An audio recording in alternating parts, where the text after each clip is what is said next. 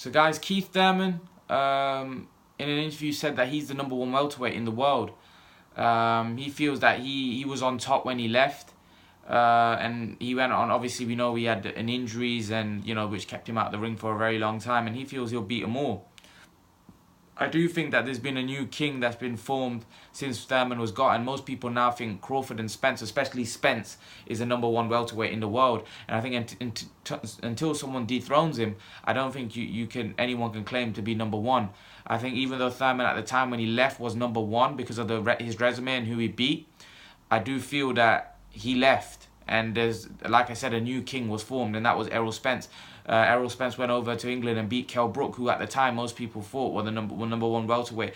I didn't think so. I didn't think he was the #1 welterweight, Kell Brook, but most people had him as the top welterweight out there, especially with Thurman on his out of the ring with his injuries. I think most people thought Kell Brook was the main man, and Errol Spence went and beat him quite convincingly, knocked him out, stopped him. So most people thought that Errol Spence became the #1 welterweight in the world after that fight, and then he had some dominant performances against Peterson and Ocampo, and he looks the real deal. I do think that Errol Spence's resume is weak. I don't think he's fought, apart from Kell Brook. If you look at his resume, he fought a Peterson that was well past his best. So I do think Errol Spence's resume needs to be improved as well. But I think right now you probably have to say that he's the top man. Obviously Crawford's achieved a lot more in the game, but I feel that again, his resume, the guys that he's fought are not elite level. And if he does get his fight with Amir Khan, that will be his first real acid test. Because like I said, I don't think he's fought many top opposition. But I do think for Keith Thurman to say he's #1, I think he has to fight Spence, Porter, Pacquiao, Crawford. I think he has to fight these guys to claim he's #1. Keith Thurman will have to get in the ring. Now, how does he do against Spence?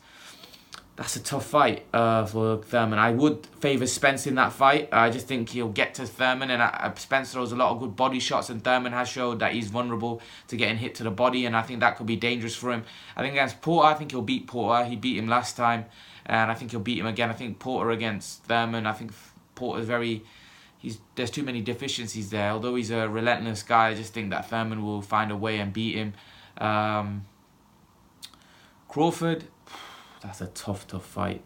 I do think that could be a potential hard fight for Crawford as well, because Thurman's a bigger man. Thurman's very big and he can box. He's very good. He's got heart, got determination. I do think that obviously, I'm not sure if Crawford could stop Thurman because Thurman's very big. I do think Thurman, however, has got the power to really get Crawford's attention. And again, for me, that if on the current resume of Terence Crawford, that would be his best opponent. And I don't think that I can judge. I would definitely... You'd probably have to slightly favour Crawford because of his boxing ability, but it wouldn't shock you if Thurman's size and overall, his agility, his athleticness gets him a win in that fight. He could even stop Crawford because, like I said, they are bigger men. The Pacquiao fight is very interesting because I still think Pacquiao's got a lot left. I think Pacquiao's very dangerous for all of those guys.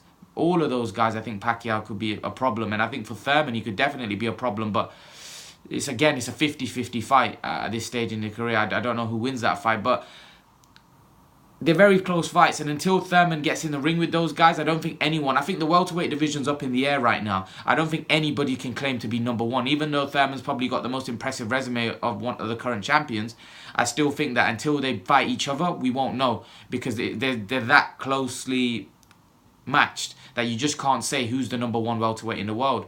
But yeah, guys, leave your thoughts. What do you make of Keith Thurman saying that he's the #1 welterweight in the world? Leave your thoughts, guys. And guys, remember to please like, share, and subscribe to my channel. I'll see you guys in the next video.